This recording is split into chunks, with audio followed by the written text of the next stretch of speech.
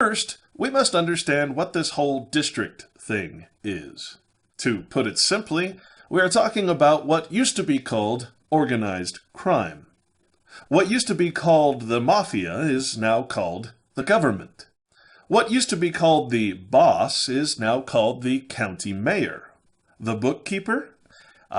He is now the county and state treasurer. The hideout is now simply a municipal corporation, which is the proper name for counties, towns, boroughs, and cities. The lower turf bosses, each with their own boundaries or districts in which they conduct their own organized crime, are now the mayors of individual cities and townships, and they must give a certain percentage of their take to the county, to the state, and to the federal government. Instead of acting outside of or above the law, these organized criminals, mostly attorneys and financial opportunists, now write the laws which make their criminal activity perfectly legal. The Tommy gun has been replaced by the ballpoint pen. The thugs who used to come and collect protection money are now the municipal corporation police officers. No need to bury bodies in the desert anymore or to fit their victims with cement galoshes, for they can just legally take what property they desire and then assign you a life sentence in jail. Extortion has been renamed as taxation, and protection money has become known as property tax. These organized criminals have gone one step further, though, and created what is known as a district. Special districts, financing districts, special tax districts, special service districts, and, of course, school districts. As a state-created corporate entity, a special district is granted special financing authority by the boss of the state, the governor. In other words, it is granted the special authority to create new taxation or protection money. Generally, the new tax created is called a property tax and can be designated for many, many different services, all offered at the barrel of a gun. The latest trick, though, is to create a fee, for which all property owners and business owners must pay to continue to receive these forced services. Education, sewer, electric, lighting, street cleaning, water, power, cable, telephone, internet, parks and recreation, reclamation, fire, and police, and so many other taxation districts.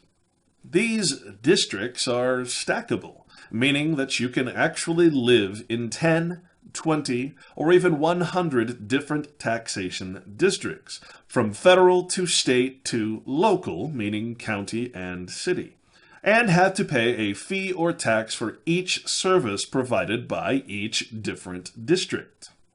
While this would have surely caused a gang war before organized crime became legal, now it is simply a matter of collective, mutually beneficial taxation that is divided between gangs and their bosses, or mayors. If you, the people, do not or cannot pay these fees for all of these individual districts, the district boss then reports you to the county boss, who reports you to the state boss, who has the authority from the federal bosses to allow the bookkeeper, the state and county treasurer, to attach that fee to your property tax. And if you still refuse or aren't financially able to pay this protection money at the barrel of a gun, called property tax, then the organized crime bosses send in the police thugs, the police officers of the corporation, and take your property for payment of your fee. And for business owners, they take away your permission, your license to do business in the county or state. Once a man puts on a uniform with a municipal badge, he becomes not a police man, but a police officer, representing the interests of and enforcing the city, county, state, and federal codes for which these governments falsely call law. For true law is only that granted by the consent of the governed, of you, the people. Jurisdiction is defined for purposes of law as the power, right, or authority to interpret, apply, and declare the law. This is a heavy responsibility. When considering the fact that police officers have jurisdiction in their respective districts and municipalities, and when you take into consideration that the typical police officer is hired in their early 20s without the benefit of law school, or for that matter, little to no college education at all, this definition of jurisdiction becomes something of a frightening concept. The power, right, and authority to interpret, apply, and declare the law. Now that you understand what a district is, and that no matter where you live, you will be forced to pay this property tax as a property owner within the school district, whether you have kids or not, let's take a look at the legal crime and hidden wealth that permeates each school district across the country. For this, we simply bring up the Comprehensive Annual Financial Report, or CAFR, the full audit of government. A CAFR is the full and comprehensive historical accounting of the government. It is the real budget, which includes not only the current year's taxpayer assets and liabilities, but also, and very importantly, it includes the fund structure of government, including many investments that the typical taxpayer has no idea even exist.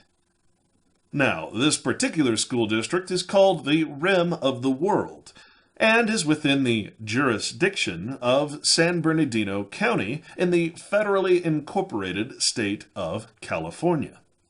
It is important to, first of all, understand that the annual budget report that is presented to the taxpayers for this school district is simply a carefully selected, smaller portion of the comprehensive or full report that is the CAFR. The budget report is what council members plan their yearly budgets around and how they decide to raise your taxes every year. Meanwhile, the CAFR remains hidden in plain sight. Very difficult to read for most normal people, and even for most accountants not in the know. In other words, the members of government in the lower positions of government offices have no idea how to read these CAFR reports either. Half don't even know they exist. This purposefully placed ignorance, though, definitely does not include the mayors or bosses of the corporate counties, and generally the city mayors as well. Thus, many of the investments, funds, and other organized legal criminal activity that exists within the district is never seen in the limited yearly and quarterly budget report that is selectively presented to the people and to many in the councils.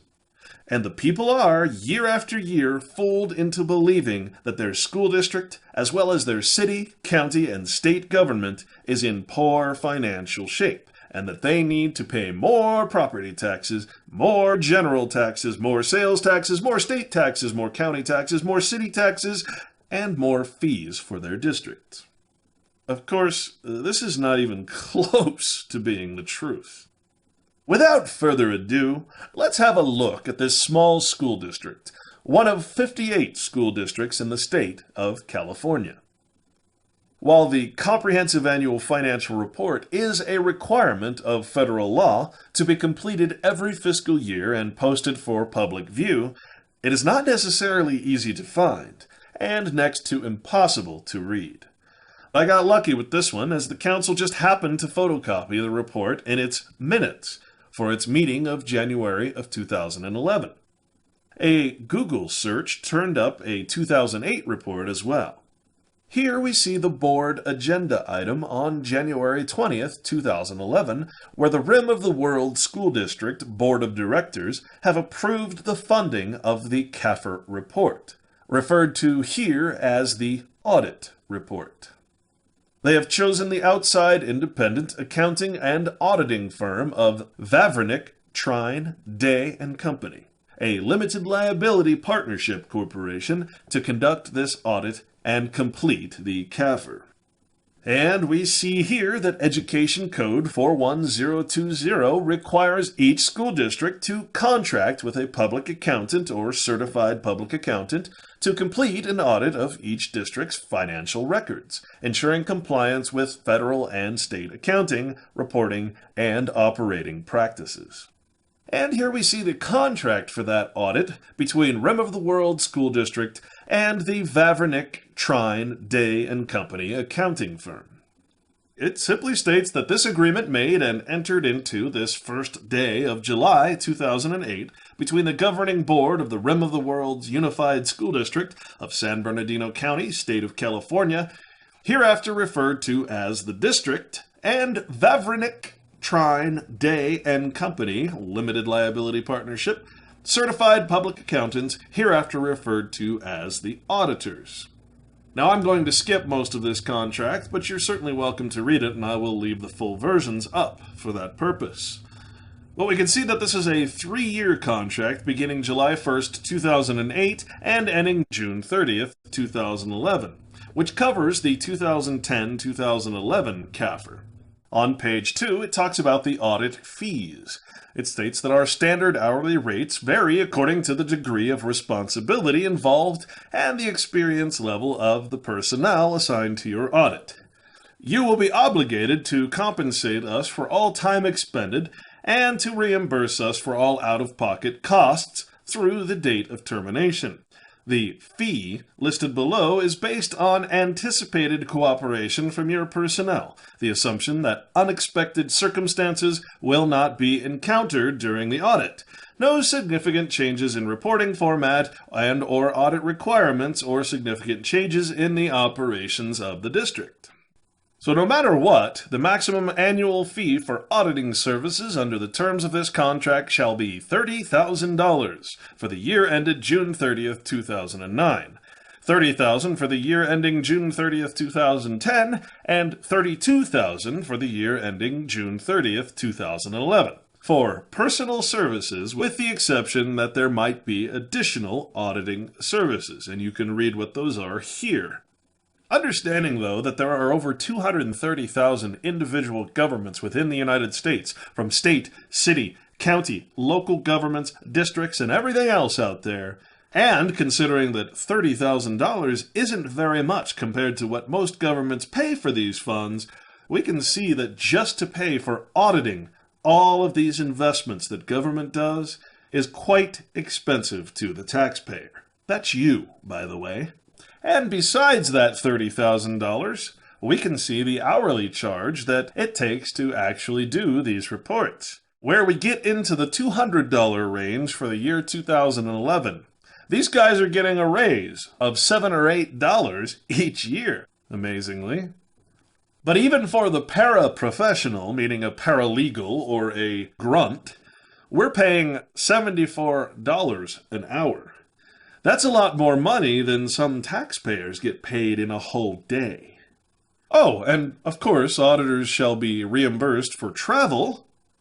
And of course, the government then gives up its rights to take this company to court in case something happens by agreeing to something called arbitration, meaning that each party, the government and the accounting firm, is giving up the right to have the dispute decided in a court of law before a judge or jury, and instead are accepting the use of an arbitrator for the resolution of any problem. So the government's actually giving up its own right to use its own court system in the case that there's a problem with this auditing firm. Why? Why would you do that? Unless you're conducting legal crime, this wouldn't make sense. Now, it is important to understand that these auditors are not specifically there to offer an opinion on the way that this school district conducts its business, but rather to simply verify its accuracy in reporting according to federal and state codes, as well as to recommend ways to improve future accuracy in reporting. It is even more important to understand that these independent auditing companies are only allowed the privilege of auditing these CAFR reports as long as they are part of the organized criminal activity that they are auditing. In other words, They would not be in business as the bookkeepers and auditors of this legal government crime circuit, the legal mob, unless they keep the open secret of government funds to themselves.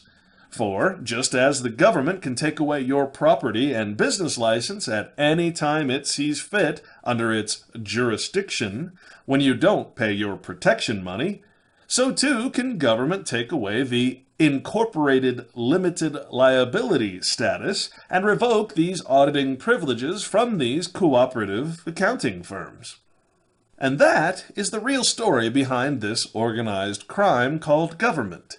It is a collective, uniformly and mutually beneficial organized corporate mob, with its gangsters in every facet of government contributing cooperatively to this cover-up. From media outlets to political campaigns, and everything in between. The players are either in on the game or compartmentalized enough to not know they are part of the game, something that is less commonly referred to as useful idiots or useful innocents, attributed to Soviet sympathizers during the time of the Bolshevik Revolution, propagandists for a government they do not understand. Compartmentalization can simply be defined as many individual people contributing from and benefiting from something, but never comprehending the full structure of what they work for. For instance, 1,000 different people can be working on 1,000 different mechanical parts of an unknown machine, but they are never told the purpose of their particular contribution and construction of their individual parts. But in the end, they've all unknowingly contributed and built the parts of a nuclear bomb. This is compartmentalization. And so, even as this board approves this audit report, only a few of them may actually understand the contents of that report. They only know it is a requirement of the corporation they work for, which is government.